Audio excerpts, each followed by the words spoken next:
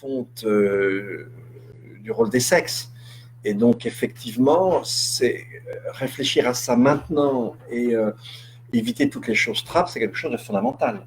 Donc là, non, pour moi, c'est une perspective évidente qui est importante, mais voilà, on n'est pas encore confronté aux difficultés dans lesquelles on va entrer. Et je pense que sur ces plans-là, des plans qui sont de fond, des plans qui sont de valeur, c'est des choses sur lesquelles on ne va pas attendre de réfléchir, on s'y met maintenant. Et petite phase publicitaire de l'éditeur, je m'occupe d'une petite collection où on réédite des articles, on a réédité le Lynn White, on a réédité La tragédie des communs, etc.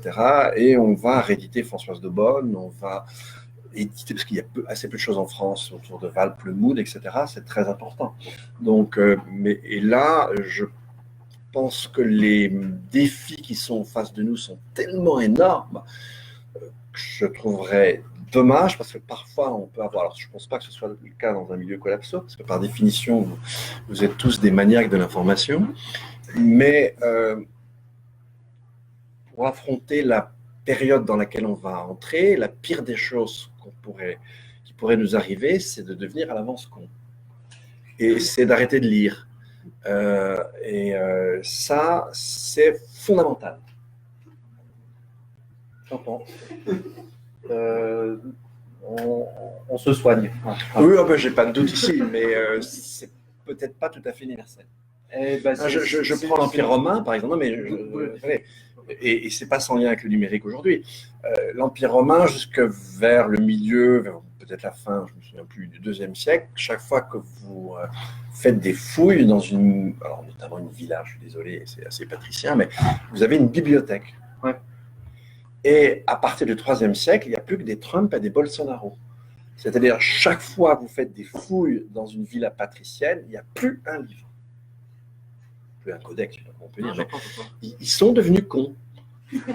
Et c'est pas bon pour la suite.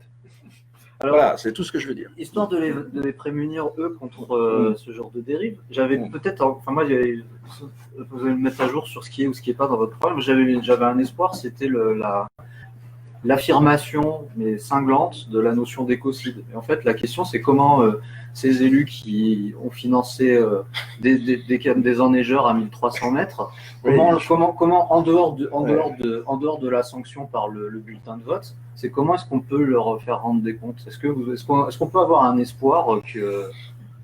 Déjà, une des traductions par la loi. Oui, alors d'ailleurs on le voit aujourd'hui, ce qui est assez intéressant dans les mouvements de protestation aujourd'hui, c'est qu'ils font feu de tout bois. Vous avez Extinction Rébellion, Débris de Résistance. Alors j'allais y venir, mais... Voilà, on va y revenir. Mais vous avez aussi toutes les actions en justice. Et ce qui est très, très intéressant, c'est qu'elles sont à l'échelle internationale. Et là, si on a le temps, on pourrait aller... moi je vous invite, puisqu'on parle de lecture, je vous invite à lire le bouquin de Timothy Snyder, Black Earth, Terre Noire, pour que vous n'oubliez pas l'importance du droit, même dans les époques les plus troublées qui soient. Et donc, pour moi, c'est très important, toutes les actions en justice qui sont faites aujourd'hui contre les États. Il ne faut pas voir les choses en contradiction, il faut voir qu'elles se cumulent. Et pour moi, être sur une liste et puis en même temps... soutenir à des degrés divers Extinction Rébellion en Suisse, c'est pas contradictoire. C'est une démarche. Réfléchir sur l'introduction dans la Constitution française du jeu climat vivant dans l'article 1 de la Constitution, c'est fondamental. Je ne sais pas combien de temps elle va durer, j'en sais rien, mais la changer dans le bon sens, c'est important. Je ne vois pas les choses en contradiction, je vois les choses en empilement et en synergie et en convergence. Donc non, c'est vraiment important d'avoir aussi un œil là-dessus. Alors, spécifiquement sur Extinction Rebellion, je vais vous demander jusqu'où vous trouveriez acceptable qu'ils aillent, selon vous. Alors, la clé de la chose, c'est le refus de la violence physique. Alors pour moi, ça, c'est vraiment extrêmement important. Là, c'est les cheveux blancs qui reviennent. Si vous voulez, j'ai quand même, en classe de seconde, j'étais adhérent au PSU. Nobody's perfect. Justement, j'étais déjà un gaucho non violent, ce qui était une contradiction dans les termes. Mais je pense que compte tenu de l'expérience révolutionnaire, je ne pense pas que ce soit génial. Vous n'avez jamais pensé à la perspective d'un sabotage, par exemple, ça irait trop loin. Sabotage, c'est différent. C'est violence contre les personnes. Oui, c'est la violence contre les personnes. La violence contre les personnes, pour moi, c'est un niet absolu. D'accord, c'est bien. Ça très clair. Alors, sabotage, je n'ai pas une âme de saboteur. Mais je veux dire, je peux comprendre qu'on sabote des trucs importants quand on est sur un déni de ce qui est en train d'arriver. D'accord. Et là, je vais avoir du mal à condamner. Je ne ferai pas moi. Mais si j'apprends qu'un de mes étudiants a pété un truc, je veux bien aller le défendre au tribunal. Mais je ne péterai pas moi le truc directement. Ce n'est pas dans ma culture. Voilà. D'accord. Autre cas borderline, puisqu'on est dans ces sphères. Alors, je vous fais, s'il vous plaît, reprenez ça si ce n'est pas déjà dans votre plateforme. Mais vous savez, la plateforme, elle est demandée à Billy. Hein. Nous, on est complètement d'accord pour l'enrichir. Allez-y. Hein. Bon, faites des propositions. C'est pas une plateforme, justement. Non, mais j'insiste là-dessus. Ouais. On a appelé notre truc fondation et on n'a pas appelé proposition parce que l'idée, c'est de l'enrichir et notamment de toutes les expériences locales, mais d'enrichir, de passer au crible les propositions. Vous savez, c'est les Lituaniens qui ont un système comme ça. N'importe quel citoyen peut proposer un projet de loi, mais le principe, c'est que tous les autres citoyens peuvent critiquer le projet de loi. Et du coup, très très rare, même rarissime, sont les projets de loi qui vont jusqu'au bout. Et un pays entier aura toujours... Voilà. On va fabriquer de la résilience comme ça. Oui, mais c'est important. Et un pays entier, c'est sûr que c'est plus intelligent qu'un parlement. Mais on a besoin d'un parlement, parce qu'imaginez que le pays entier va prendre 2000 décisions par an, je n'y crois pas. Enfin, ça, c'est un autre problème. Alors, vous pouvez me répondre à chaud, je le prendrais pas mal si ça devait ne pas rencontrer votre oui, ça, c'est pas un problème. Hein. Non, bien sûr, on en discute. Moi, j'aimerais qu'on trouve un statut très social, très, très préservé et favorable pour les zadistes. C'est-à-dire qu'on leur donne une sécurité sociale plus, parce que je pense qu'ils expérimentent des choses qui peuvent être utiles demain au titre de la fabrication de la résilience, que c'est des labos, enfin je les vois comme des labos. C'est des labos, c'est effectivement des labos. Alors du coup, comment est-ce qu'on donne une prime à un gamin qui déciderait de rentrer en ZAD plutôt que de faire un Erasmus? Alors je vais vous raconter une petite anecdote, parce que sur les ZAD, c'est très différent d'un endroit à l'autre. Vous savez qu'à Notre-Dame-des-Landes, c'était assez... il faut que ça soit différent. Oui, c'est vachement important. Mais voilà, à Notre-Dame-des-Landes, par exemple, les véganes du coin ont libéré, entre guillemets, les vaches de l'éleveur bio. Bon, à part se faire buter par un camion, je ne vois pas tellement l'intérêt. Mais bon, par exemple, je suis allé à Colsheim c'était en novembre, et puis, alors, Colsheim, c'est un petit village alsacien à 15 km de Strasbourg, et c'est l'endroit où les effets en termes de paysage, où les effets du grand contournement routier de Strasbourg ont été le plus horribles. Et là, c'est le maire, type très sympa, mais plutôt centre droit, hein. C'est parfait. Oui, mais là, c'est la culture alsacienne. Et puis, la Pasteur. Et en fait, ils m'ont emmené chez les zadistes. Et là, les zadistes, ils vont se doucher chez la Pasteur, prendre l'apéro chez le maire, etc. Et quand je suis parti, il y a une petite dame qui dit, vous savez, notre grand souci, c'est comment on va fêter Noël à nos zadistes. C'est pas exactement ce qui se passait à Notre-Dame-des-Landes. Donc ça, c'est très différent d'un endroit à l'autre, mais le zadiste, pour moi, c'est quelqu'un qui relève du statut de l'expérimentateur écologique. Donc, il devrait avoir un revenu ad hoc, un revenu de transition écologique, c'est une proposition de mes collègues et amis, et effectivement, il doit avoir un statut d'expérimentateur. Et moi, ça me semble fondamental pour essayer de changer la société. Le corrélat de ça pourrait être aussi des politiques de recherche publique plus susceptibles de bien suivre ce genre d'expérimentation. Alors, il y a évidemment quand même un certain nombre d'universitaires. Avec des bibliothèques, avec de la science politique. Bien sûr, mais il faut le faire partout. Vous pouvez très bien être dans une PME et puis se dire à un moment donné, tiens, je vais essayer de tenter un truc low-tech, etc. on est de l'ordre de l'expérimentateur écologique. Et on doit autant défendre, enfin même plus défendre les expérimentateurs écolos que dans un style d'économie classique qu'on a connu. On allait protéger des pépinières, on allait protéger des filières, on les protégeait de la concurrence pour qu'elles aient le temps de se consolider avant d'être sur un marché ouvert. Eh bien, je suis désolé de la comparaison un peu tordue, mais enfin, bon, pour l'expérimentation écologique, ça devrait être la même chose. Il faut qu'on ménage un statut qui favorise, et quand on se pète la gueule, on vous aide. C'est normal qu'on se pète la gueule. Alors, je vais sauter du coq à l'âne. Qu'est-ce qu'on fait avec nos cousins pas assumés, les survivalistes? Oh, alors là, j'en ai rien à en faire. Le gars qui commence à se mettre un bazooka et des boîtes de conserve dans sa montagne, j'ai déjà pas envie de passer à côté de chez lui. Je vois pas ce que je peux faire de ce gars-là. Alors, je vous rejoins pas, mais Ouais. je n'ai jamais posé de problème, hein, mais franchement. Moi, je pense que à travers les questions, puis à travers ce que vous avez peut-être pu voir, vous avez compris que c'était pas nécessairement ma suscité. Oui, non, ça j'ai compris. Non, ça j'ai compris. Mais Vous n'étiez pas vos copains. Non, mais pour autant, je suis sûr que j'ai des choses à apprendre aussi de gens comme Piero San Giorgio, là, un de vos voisins, pour le coup, et que peut-être qu'on n'arrive pas à la même conclusion, mais que on partage en tout cas une partie du diagnostic. En tout cas, je l'écoute. Je connais un de ses copains. Ouais. Et franchement, vous n'avez pas envie de discuter? Non. Déjà, le copain, j'ai du mal. Donc, San Giorgio lui-même, je crois que je pète des plombs. Ok. Donc, non, pas envie. Donc, allez-y tout seul. Là, on ne sera pas ensemble pour ce coup-là. Ah, mais Voilà, c'est une possibilité. Ça me répond. On a fait un peu tous les cas limites, les ZAD, les survivalistes, les saboteurs, les XR, et puis des choses plus simples. Comment maintenant, pour prendre des choses peut-être plus faciles, comment vous envisagez, au titre de la fabrication de la réserve, vous avez commencé à en parler, la formation des jeunes publics, alors je rajouterais volontiers sans être anxiogène. Oui, non, mais en fait, par exemple, l'initiation à la permaculture, le programme initiation à la permaculture de l'école primaire, initiation low-tech. Le truc de Damien Carême dont je vous parlais tout à l'heure à Grande Salle, pour moi, c'est quelque chose qui doit d'évidence. C'est-à-dire qu'on donne tout de suite, on redonne possession à la population, entre guillemets, les manières de faire, les techniques, l'habitus solidaire aussi. C'est très important, ça doit aller avec.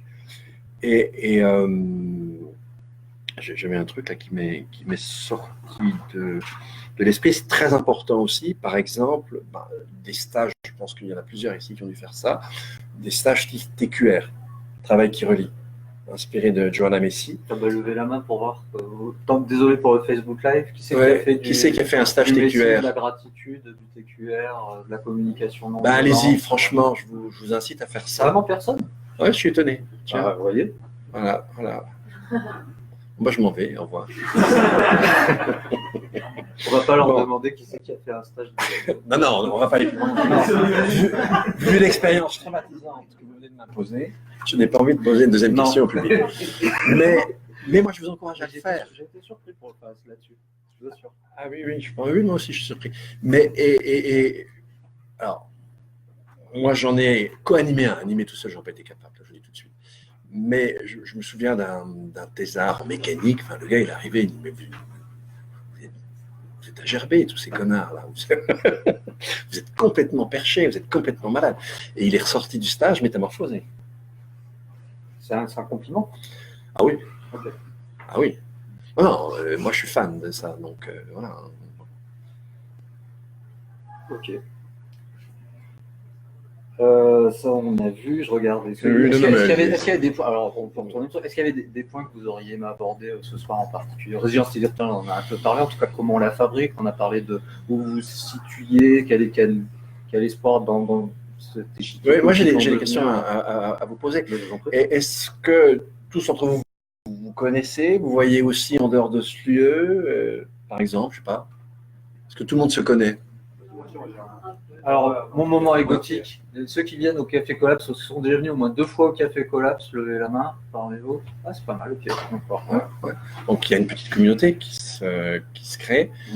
Et le rythme des Cafés Collapse? En ce moment, c'est 2 par mois. C'est pas mal, c'est bien. Okay. comme je suis à la retraite, je pense aussi à recycler dans les cafés collapse à Lausanne. Mais alors, j'ai eu une demande de quelqu'un de Lausanne, je le salue, s'il nous écoute, pour essayer d'en lancer, il a eu un petit peu de mal.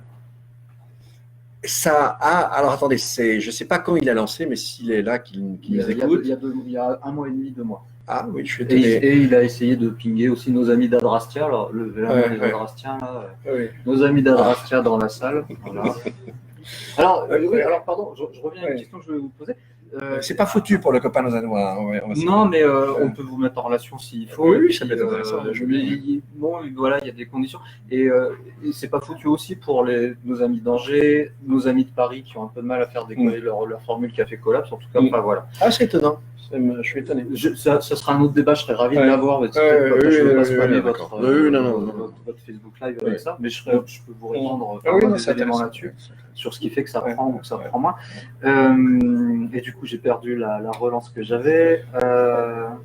Adrastia, à leur création, si j'ai bien lu leur statut. Oui, moi je les ai parrainés alors. Oui, je sais. Et ils avaient peut-être une petite difficulté avec le mot de solution. Je pense que c'est en train d'évoluer. C'est en train de bouger. Vous pouvez. Non, parce que moi je me souviens une fois, donc Vincent Migneron était venu me voir, mais il y a très longtemps, au tout début. Il y a Laurent Hayek qui nous a rejoint dans l'équipe Urgence Écologie, qui était là au début, puis que j'ai connu. Il est venu une fois à la décade de Cerisy que j'avais organisé, puis on a sympathisé depuis, etc. J'ai certains de mes étudiants qui se sont inscrits à Adrastia. Voilà, donc non, pour moi, ça allait vraiment dans le bon sens. C'est-à-dire que ce qui me paraît extrêmement important dans la question du collapse, et là on n'en a pas parlé, mais je ne sais pas si vous avez vu ça, mais avec Pablo à Lausanne, au théâtre de Vidi, on a fait un truc avec une amie musicienne et guitariste. On a repris les stades de Kubler-Ross, et à chaque fois avant Non, Kubler-Ross, c'est le déni, la colère, etc., l'acceptation pour finir. Et on fait un dialogue entre Pablo et moi, mais chaque fois avec un moment musical. Et on était plutôt, alors lui peut-être beaucoup mieux que moi d'ailleurs sur les émotions, mais on a réussi tous les deux quand même. Et il y avait un public complètement fou à Lausanne. C'est vrai que je suis étonné de voir que Café Collapso, ça marche mal. Non, je vais. Sans les détails. Je pense qu'en fait, d'abord, il faut distinguer les gens qui ont de l'intérêt à venir écouter. Alors, clairement, on a une audience. Pareil, vous regardez les audiences de Thinkerview. Oui, c'est énorme. C'est ça. Enfin, voilà, c'est énorme. Donc, clairement, il y a une audience pour ça. En revanche, se mettre dans une posture de production, ou déjà de production de débat et de confrontation, et voire de production de quelque chose d'original, c'est autre chose. Et voilà, c'est une des chances qu'on a à Grenoble, c'est qu'on a une démographie qui fait qu'on a des gens qui sont assez prompts là-dessus, ce qu'on aura peut-être moins à Angers et Lausanne, je ne sais pas. Mais en tout cas, c'est un des implicites de la création du Café Collapse. D'accord, ok. Bon. D'autres points, je regarde en même temps. Oui, non, mais d'autres points que vous auriez m'aborder avec ce soir à cette occasion. Ouais, je peux vous poser des questions. Oui, puis vous avez peut-être envie de poser des questions quand même. Allez-y, moi je. Ah non, mais vous j'avais le nez sur. Ouais. Messieurs, dames. Est-ce que vous avez écrit sur la démocratie, est-ce que dans une perspective d'effondrement, c'est toujours compatible?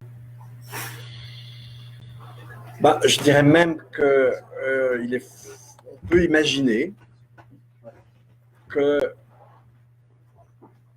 on a une discontinuité dans l'ordre politique, ça s'appelle un effondrement, et que ce soit la condition à faire repartir autrement une démocratie et à créer des conditions d'inventivité nouvelle. Donc pour moi, il n'y a absolument aucune contradiction. Et encore récemment, je suis intervenu sur le sujet là, à Genève, à l'invitation en plus du canton, sur les aspects démocratiques. Pour moi, il n'y a absolument aucune contradiction. La grande difficulté dans laquelle on est quand on défend des positions comme celles que j'ai défendues, de troisième chambre, etc., je vous l'ai dit, l'efficacité ne vient qu'avec les problèmes qui montent. Et ensuite, on a un problème de pas de temps. Plus on tarde, plus ce qui est demandé aux populations paraît impossible, et plus l'effondrement paraît probable. Donc c'est un jeu dialectique où en fait c'est pas ce jeu institutionnel ou l'effondrement, mais c'est ce jeu institutionnel et l'effondrement, et la possibilité de le faire repartir plus intelligemment après des périodes hard de discontinuité politique. Donc pour moi, il n'y a absolument aucune contradiction. Les grands fondamentaux de la démocratie, ils restent. Les modalités participatives, délégatives, directes de participation à la prise de décision publique.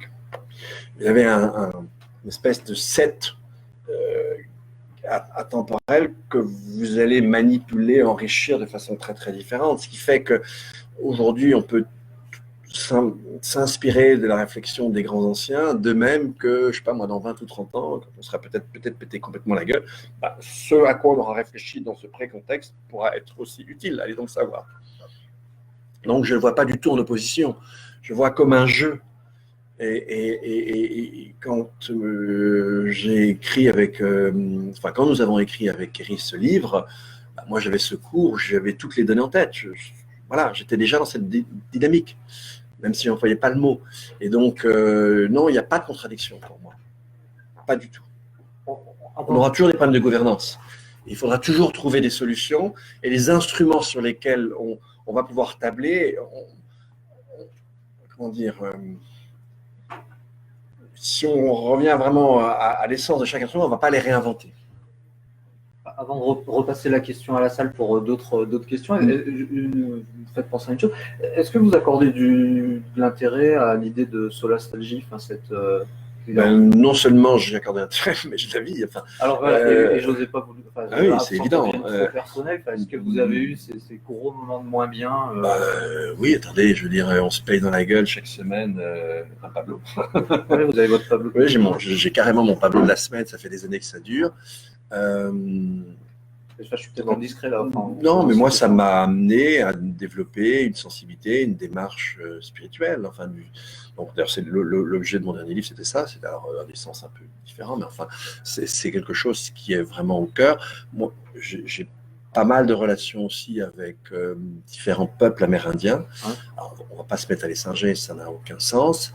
Mais en fait, et ce qui est très intéressant, c'est qu'eux ont été détruits, réduits à l'esclavage, convertis. Et dans beaucoup d'endroits, ils se reconstruisent aujourd'hui, d'où la catastrophe Bolsonaro. Et en se reconstruisant, ils se réinventent. Et on a la même chose à faire.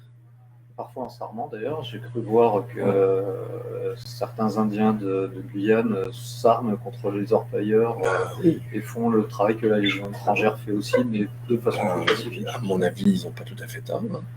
Et donc, voilà, et moi, j'ai pas de doute là-dessus. Je pense qu'on rentre dans une période de chaudron spirituel.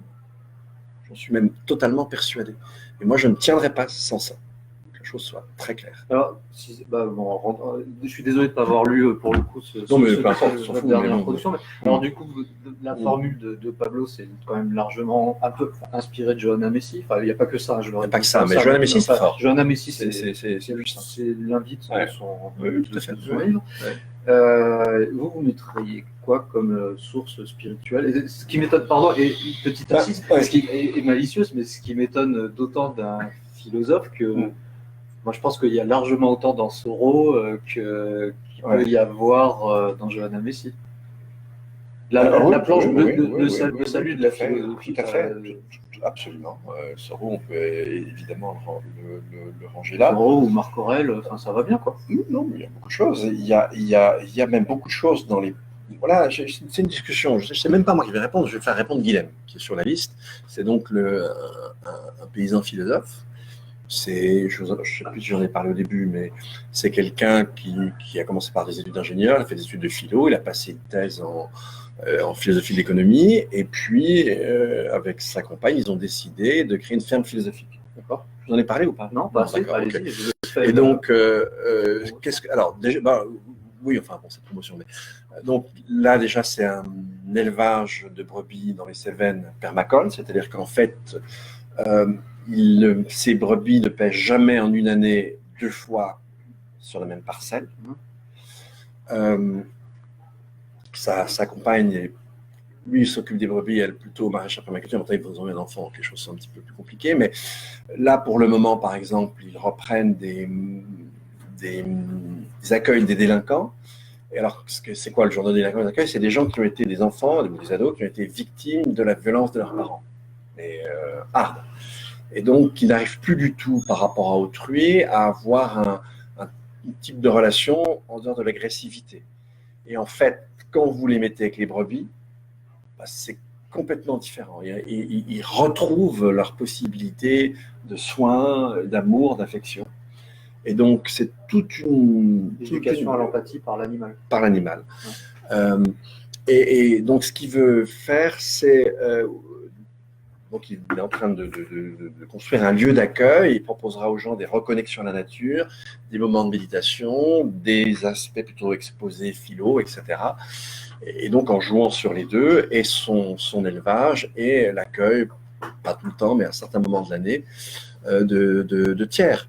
Donc, et lui me disait, j'ai trouvé ça très, il est athée, il me dit, mais je suis un fan des pères de l'Église parce que, alors, je ne suis pas chrétien, mais les épreuves qu'ils ont vécues, la manière dont ils se sont tirés, les ressources qu'ils ont réussi à avoir et la force qu'ils ont réussi à développer, c'est pour moi un exemple. Donc voilà, spiritualité, il faut l'entendre dans un sens très très ouvert, très pluraliste. Si vous commencez déjà à vouloir enrégimenter les autres autour de vous, si vous en connaissez ça comme ça, vous vous barrez tout de suite. Hein. C'est pas ça le problème. Il faut rester puissamment pluraliste. Et il ne faut pas hésiter à les picorer dans les traditions. Le soufisme, c'est quelque chose de complètement génial. Les Amérindiens, c'est génial. Le bouddhisme, il peut y avoir des aspects géniaux. Je vous ai parlé des pères de l'Église. On est dans une époque de chaudron, donc on va mélanger les trucs forts. Ce qui en sortira, j'en sais rien. Personne n'en sait rien. Mais c'est très important aujourd'hui pour à la fois affronter une réalité dure, se donner de la pêche, l'énergie et les moyens de faire face. Voilà. Vous avez bien répondu à votre recette de Solastelle, enfin de composition avec la Solastelle. D'autres questions, Antoine? Oui, souvent vous avez décidé de prendre parti, hein, de vous engager sur une liste pour des élections aux européennes. Ouais. Pourquoi le choix du niveau européen plutôt que local? Est-ce que vous pensez que c'est le meilleur niveau pour organiser, pour construire la résilience de façon systématique? Non, le fait est que les premières élections qui suivaient la rencontre avec Delphine étaient les européennes, bon, premièrement. Deuxièmement, je ne me vois pas me présenter à une élection locale, ça pourrait marcher, donc je n'y tiens pas. Européenne, je prenais beaucoup moins de risques. Bon, et puis les européennes, c'est une élection d'idées. Et alors, quand ça marchait, cette élection pouvait faire passer un certain nombre de choses sans que les jeux de personnes l'emportent trop. Quoi. Et donc, c'est ça qui m'intéressait dans les européennes. Voilà. Hugo, ouais. En restant sur les questions d'idées, moi j'avais une question sur comment est-ce que vous voyez les relations internationales à court ou long terme, sachant qu'on a des problèmes un peu globaux pour résoudre, et que pour résoudre ces problèmes globaux, les solutions qui sont envisagées, c'est plus au contraire de relocaliser la production, en tout cas de diminuer le commerce, qui est une part importante des relations internationales. Du coup, comment arriver pour négocier les enjeux climatiques des autres puissances? C'est pareil, c'est comme pour la relation entre les sexes. Là, on est devant un défi anthropologique qui est gigantesque. Bon, peut-être était-ce une illusion, mais pas en tout point. L'idée du 18e, c'était le doux commerce, c'était le commerce pour organiser la paix entre les peuples. C'est pas complètement débile, hein, quand vous regardez ce qui se passait dans la civilisation du bronze autour de la Méditerranée. Hein, vers la fin de la civilisation du bronze, il y avait plein de petits royaumes, des grosses puissances comme l'Égypte, etc. Mais tous ces petits royaumes échangeaient l'huile d'olive, le blé et le vin. Donc, ils échangeaient des choses qui étaient vitales. Donc, autant il faut Bien, oui, il y en a qui se marrent parce que le vin, c'est peut-être pas vital, mais l'huile d'olive et la farine, c'est quand même vital. Bon, mais à l'époque, voilà. On en reparlera Bon. à la fin du Bon, voilà. Je veux bien participer. Mais bon, et donc, il faut faire attention. Autant on doit relocaliser, autant la relocalisation ne doit pas être une espèce de fermeture absolue. Je veux dire, on est chacun dans l'autarcie. On va devenir des espèces de bêtes et des espèces de sauvages, quoi. Donc, une certaine forme de commerce, une certaine forme d'échange, c'est quelque chose qu'on doit continuer à développer. Ça, c'est la première idée.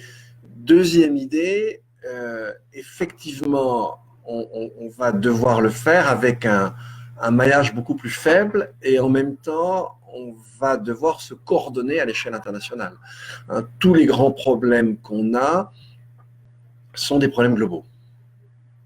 Et par exemple, la biodiversité, si évidemment vous foutez les frontières partout, c'est-à-dire si vous avez un programme écologique du style Front National, enfin Rassemblement National, évidemment les couloirs, les corridors de biodiversité, vous allez les fermer, c'est des bêtes étrangères qui vont vous dire. Donc là, ça ne va pas bien marcher, hein, on est d'accord. Donc il va falloir qu'on se coordonne. Et on va devoir se coordonner presque dans la gratuité. C'est un défi enfin presque, je dis bien, parce qu'effectivement, sinon si on s'en prend plein sur la gueule, on est bien d'accord. Mais c'est pas exactement ce qu'on a su faire de mieux jusqu'à maintenant. Et ça fait partie. Et je pense pas qu'on peut amorcer ça sans s'être cassé la gueule avant. Parce qu'il faut une espèce de choc probablement anthropologique. Et alors on peut imaginer les chocs de façon différente. Hein, ils sont pas... mais voilà, c'est parce qu'on va en prendre plein la gueule qu'on va changer, à mon avis, pour le mieux. Donc c'est pour ça que je suis pas très dit-georgesque. Mais voilà. Je vois un peu les choses comme ça, mais c'est l'avenir qui nous dira si c'est complètement délirant ou s'il y avait une once de plausibilité dans ce que je raconte. Voilà, j'aurais plutôt tendance à le voir là. En tout cas, je trouve qu'il faut se méfier, si vous voulez, autant, effectivement, il faut relocaliser les choses, et c'est dans notre programme, c'est archi évident. Mais attention, c'est pas bannir toute forme d'échange, toute forme de commerce, ça serait une catastrophe. Je reviens à ce que vous disiez sur la Grèce. Est-ce que vous considérez que la Grèce était un cas de cet suffisant de cet électrochoc, ou est-ce que aujourd'hui, l'électrochoc que vous, finalement, j'ose pas dire après vous, mais enfin, qui non, je l'appelle pas neveu, mais il est très probable. Qui vous semble qui est à la fois très probable et qui permet de passer à autre chose. Est-ce que c'est du niveau qui pourrait permettre, ça pourrait mal virer, mais bon. Mais en tout cas, ça vire vilain dans tous les cas. Mais après, est-ce que c'est le Venezuela, par exemple? Comment vous lisez aujourd'hui ce qu'on peut percevoir du Venezuela, au titre évidemment d'un rapprochement avec une qualification de l'effondrement? Oui, tout à fait. Avec ce qui se passe en termes d'électricité, on a un peu. Pas que, ouais. Et je suis désolé de revenir à ça, mais de subvenue de nouvelles formes de violence, enfin de formes de violence inédites. Oui, mais en même temps, le Venezuela, on n'est pas dans une situation de guerre civile. Toucher du bois de la pour le moment. En tout cas, pas du tout pour le moment. Ça se rapproche très fort. Hein. Enfin, j'ai cru comprendre que littéralement cette semaine. Justement. Vous lisez pas comme ça. Je ne sais plus où j'ai entendu ça, mais j'ai entendu un témoignage de quelqu'un qui avait l'air de bien connaître le sujet. On n'est pas là-dessus. D'accord. On n'est pas sur un trip guerre civile. Et pourtant, on est sur un choc hyper violent. Maintenant, attention, on est dans des pays où le lien avec la campagne, il y a une campagne qui continue à avoir de la subsistance. C'est pas du tout ce qui pourrait arriver dans un pays comme la France. Hein, quand on voit le choc qu'on a eu pendant la Deuxième Guerre mondiale, ok, mais vous aviez encore, chaque Français avait un lien avec la campagne. Un amortisseur. Bah oui, il y avait un amortisseur gigantesque, on ne l'aurait pas là, pas du tout. Pas du tout. Je suis d'accord avec vous. Ça change complètement, d'où effectivement la nécessité de recréer l'agriculture urbaine, etc. Ce dont je parlais avec l'université populaire de Grande-Sainte, etc. Ça, c'est vital et ça devrait aller très vite aujourd'hui. Il faudrait le faire très très vite. Donc voilà. J'ai des informations divergentes sur le Venezuela, c'est très difficile. Alors je me trompe peut-être. Non, non, Moi, non, mais j'ai que des sources c'est- externes. Je connais. Et puis alors, même si je connaissais qu'une personne qui connaissait très bien le Venezuela, j'aurais un témoignage. Donc voilà, d'après ce que j'ai capté dans les informations que j'ai pu capter, Ouais. il semblait qu'on n'était pas dans une situation de guerre civile. Alors non, là vous avez raison. Par contre, on tend les dernières. Alors pour le coup, c'est intéressant que vous en parlez parce qu'on s'est renseigné dessus très récemment. Ouais. On a essayé de Vous avez faire fait une de meilleures synthèse. infos, Non, mais je vous en prie. Je pensais que ça allait être simple. Et en fait, ma première surprise, c'était de voir qu'il y a on trouve des informations très contrastées, donc forcément riches en fake news. Je m'y attendais pas sur un sujet qui aurait pu être relativement objectivable, mais c'est pas le cas. Bah, apparemment. Voilà. Et puis mais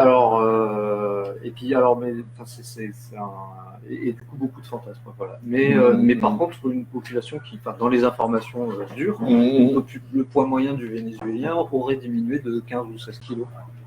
On a connu la même chose, alors sans que vous ayez ce genre de choc, mais quand l'Union soviétique s'est effondrée, donc Cuba, la population de Cuba a vraiment en moyenne perdu du poids, de manière non négligeable, mais ensuite ils sont passés à l'agroécologie.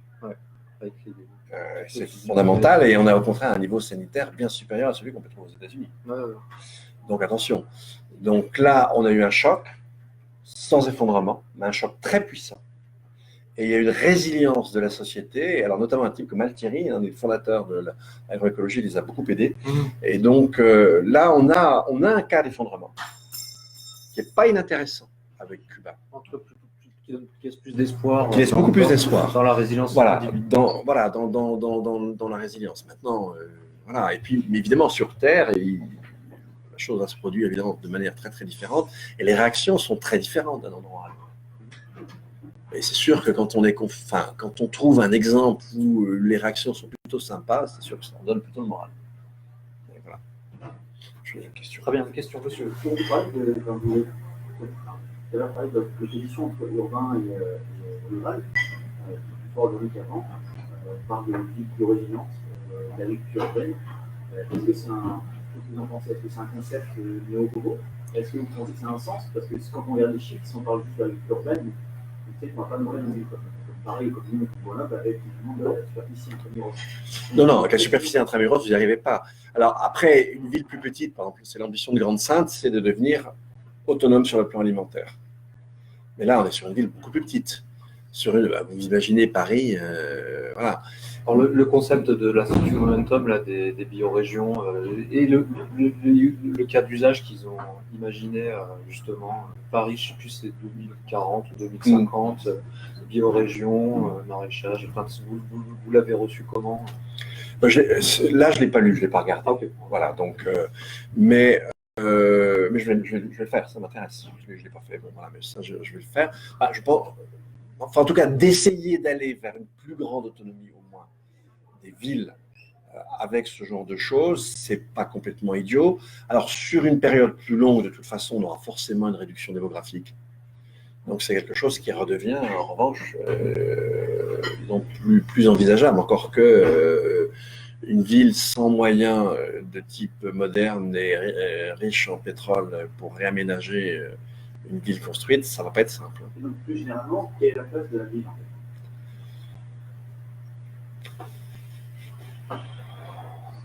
Je dirais pas la ville, je dirais la taille de la ville. Ce qui semble être complètement incompatible. Et encore, regardez, vous prenez l'Empire romain, hein, et à la grande époque, c'est-à-dire du début de l'Empire jusque vers le milieu du IIe siècle. Rome a probablement compris plus d'1 million d'habitants. Et n'oubliez pas qu'après la peste justinienne au VIe siècle, c'est entre 8 et 10 000. Vous aviez Alexandrie, Antioche, on devait être largement au-delà des 500 000.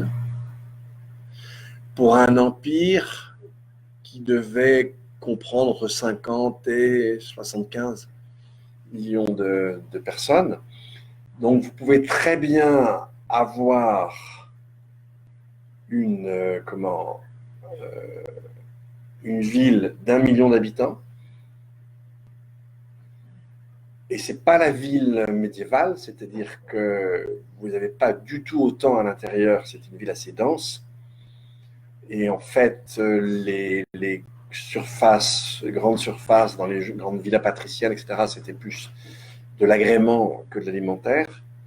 Et donc, vous pouvez très bien avoir une ville non négligeable sans pétrole. Attention, en revanche, une hyper mégapole de plusieurs millions d'habitants, ça semble totalement inimaginable sans pétrole. Donc voilà, en plus, attention, on va être sur une... Si vous voulez, je pense qu'on va tâtonner sur plein de choses pendant des décennies.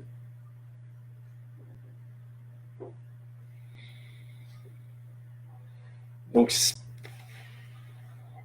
comment imaginer ce qui va se passer? C'est très, très, très difficile. On peut avoir des repères avec le passé. Si vous dites que ce n'est pas possible sans pétrole une ville d'un c'est faux. L'Antiquité est là pour vous dire l'inverse.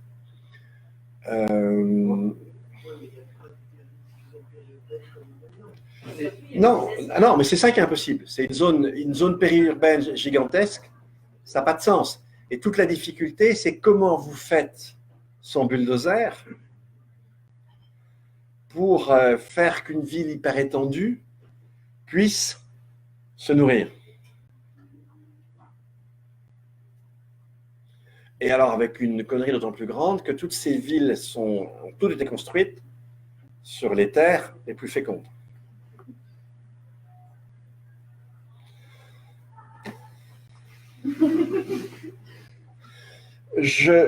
On peut spéculer, on peut commencer à imaginer, réfléchir. Mais je reviens à ce que je disais tout à l'heure. Je pense que ce n'est pas très, très utile. Le plus utile, c'est je suis à Paris, j'ai moins de pétrole, qu'est-ce que je fais? Je me barre ou je reste? La réponse est dans la question. Un petit peu. Et peut-être pas totalement. Donc voilà. Moi, je préfère raisonner comme ça que de me dire Paris en 2060, sans pétrole, qu'est-ce que ça donne? Parce qu'en plus, on sera sans pétrole, mais ça sera compliqué. Il y aura quand même, on n'aura pas, il y aura d'autres moyens d'avoir une énergie à plus petite échelle. Donc, vous ne serez pas non plus dans la situation de l'Empire romain. Alors, ne serait-ce que déjà que sur un plan agricole. Si vous voulez, à Rome, on devait être à peu près sur les rendements en blé qui étaient ceux de la région parisienne en 1880. C'était, dans l'Île-de-France, c'était 13 quintaux à l'hectare. Je suis désolé. Avec aujourd'hui, avec l'agroécologie, voire même avec certaines formes de bio, vous êtes au moins à 60, en blé panifiable à 60 quintaux l'hectare. Donc, vous n'aurez pas les mêmes problèmes. Vous voyez ce que je veux dire? Et vous aurez d'autres formes de sources d'énergie, sans doute plus petites, plus localisées. Enfin, c'est compliqué. Mais il y a une certaine... Autant il ne faut pas attendre toutes les techniques, autant il ne faut pas s'imaginer qu'on va se remettre à 4x4 et brouter l'herbe. À 4x4. Intéressant comme chose. Vous ne l'avez pas relevé, il faut que je le relève moi-même. Mais bon. Je ne sais pas si j'ai les 4x4. Non, mais je ne crois pas en Freud. Je vous laisse vos mots d'esprit. Non, c'est mieux déjà pour moi. Bon. Mais voilà. Donc, pas facile.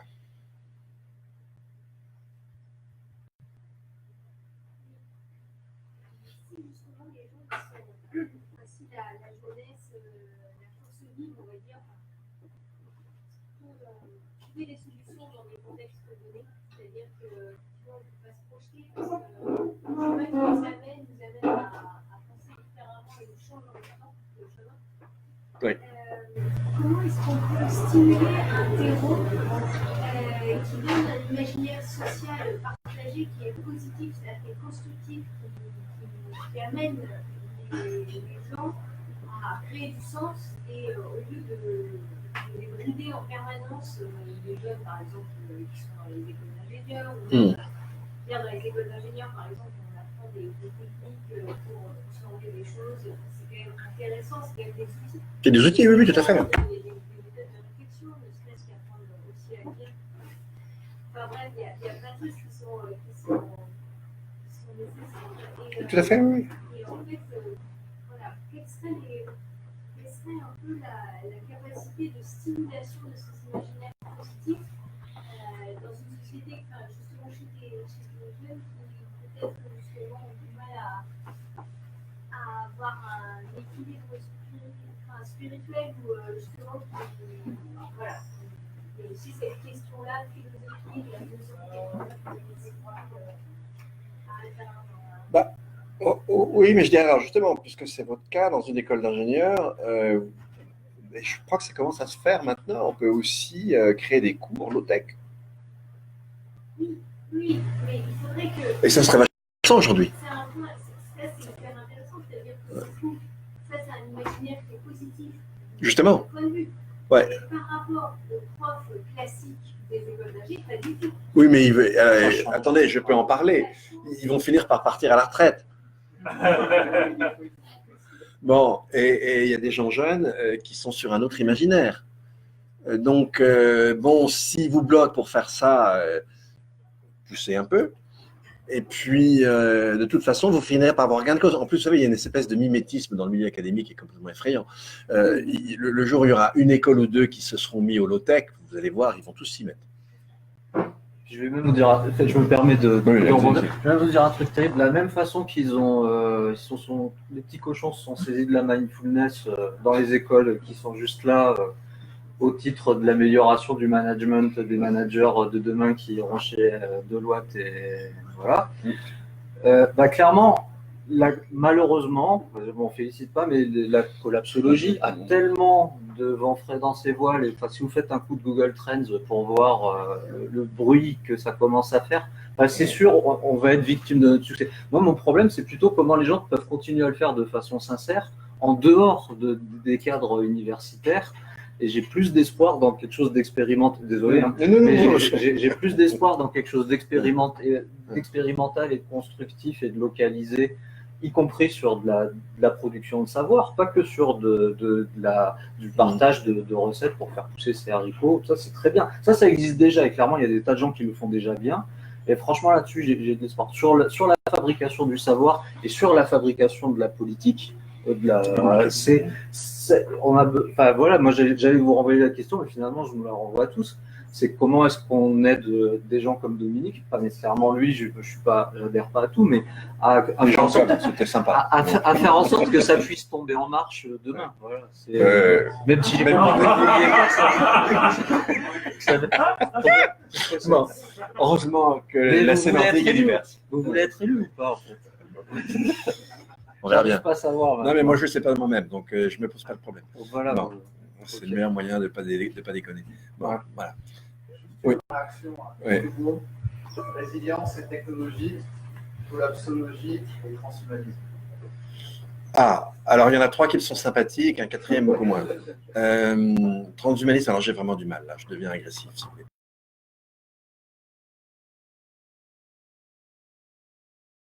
C'est quoi? Le transhumanisme, c'est l'idée de pousser jusqu'au bout l'artificialisation du monde. Et en fait, le transhumanisme n'est pas en rupture avec la modernité. Vous avez eu, moi j'adore toujours voilà, mais on a le procédé à Haber-Bosch, on s'émancipe du cycle naturel de l'azote, après on va s'émanciper de la faune des sols, etc., avec les pesticides, machin. Aujourd'hui, on vous promet de vous faire bouffer de la viande artificielle, etc. Et puis, donc pour ces gens, il n'y a aucun problème. Le trend, c'est de détruire tout ce qui est vie sur Terre. Par exemple, vous avez certains animalistes aujourd'hui, certains éthiciens animalistes qui se disent, écoutez, les animaux sauvages, c'est un problème. Ils se bouffent entre eux. Ils augmentent la quantité de souffrance dans le monde. Donc, il faut supprimer tous les animaux sauvages. C'est génial, hein, comme idée. Bon, voilà. Et donc, si vous voulez, et c'est le fantasme, on va détruire tout ce qui est sur Terre et on va aller sur Mars. Ce qui est d'une intelligence remarquable. Puisque si on doit aller sur Mars, c'est parce qu'on ne peut plus rendre la Terre vivante. Et la solution, c'est d'aller sur une planète déjà morte. Vous avez remarqué le raisonnement, il y a un petit problème. Hein, il y a une petite faute. Bon. Donc c'est ça le transhumanisme. C'est celui qui veut pousser l'artificialisation jusqu'au bout. tout ce qui est naturel et haïssable doit être détruit. Ça, je les aime pas beaucoup. Et alors les trois autres de Timothée. Le couple ambiguïté, technologie et résilience, parce que la part de la technologie dans la résilience, elle existe, mais Bien sûr. une part du problème. Et le côté collapsologie et transhumanisme, c'est qu'on a deux choses qui vont coexister dans une sorte de dystopie. Et on va Totalement. vers l'augmentation des technos, l'intelligence Complètement. artificielle, les processeurs. Tout va continuer à avancer là-dedans, c'est sûr. Et en même temps, on a une partie, on revient au low-tech, on revient au local, on revient vers... Vous avez raison. C'est ces deux mouvements Polarité. paradoxaux qui se coexistent. Et quel lien, quelle interaction entre ces deux? Ouais, mais ça, je suis complètement d'accord. On est aujourd'hui face à un choix de civilisation.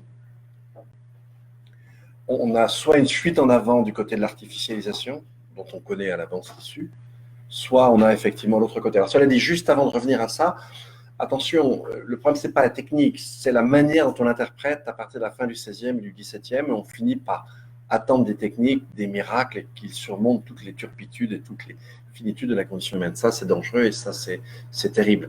Et en fait, on doit renourrir les techniques d'un imaginaire complètement nouveau et savoir les remettre à leur place. C'est une composante dans la vie humaine, c'est une composante essentielle, il n'y a pas d'humanité sans. Mais ce n'est qu'une composante et on ne peut pas tout en attendre. Et on peut les renourrir avec un imaginaire différent. Je referme ma parenthèse.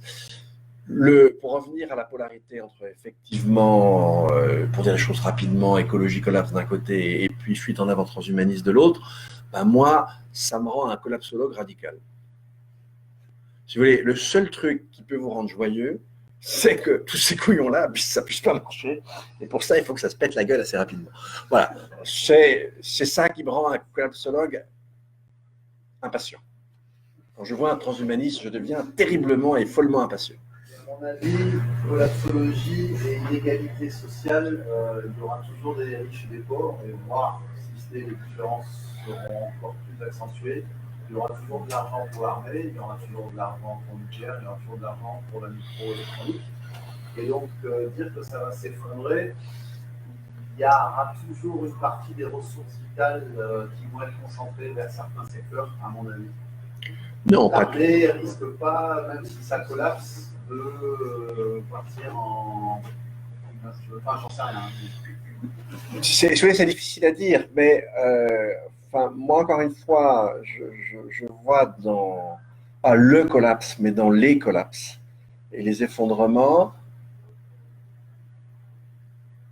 une sorte de facilitateur d'une transformation anthropologique profonde. Chacun ses rêves et ses fantasmes, mais ça, c'est mon rêve.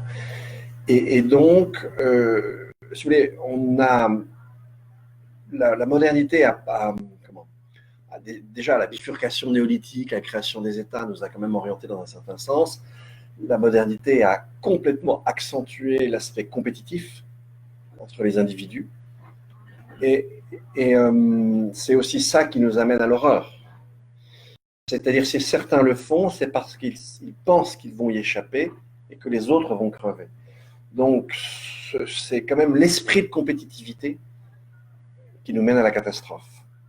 Et on peut espérer, que c'est un espoir, on peut espérer que les catastrophes vont nous permettre de repondérer les choses par rapport à cet esprit de compétitivité. Moi, c'est ça mon espérance anthropologique. Mais évidemment, je n'ai absolument aucune certitude. C'est un espoir et le recours à la spiritualité est quelque chose de très profond pour essayer d'aller dans ce sens-là. Là où est le péril, le croit aussi ce qui sauve. Hölderlin, oui, pourquoi pas, mais bon, jusqu'à maintenant, ça n'a pas bien marché. Puis c'est là Heidegger qui avait commencé par le emprunter. Oui, on va laisser là. Je vous propose, comme d'habitude dans les cafés collage, de continuer autour d'un verre. On a passé un temps très agréable et à bâton rompu avec Dominique. Merci à vous. Merci. Le remercier.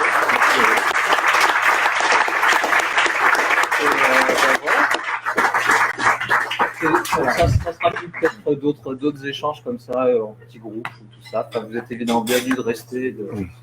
Merci. Bon. Truc à grignoter, ça va. Bah oui, oui, c'est votre marathon là. Vous avez des journées, je pense. Oui, j'ai peut-être un peu abusé.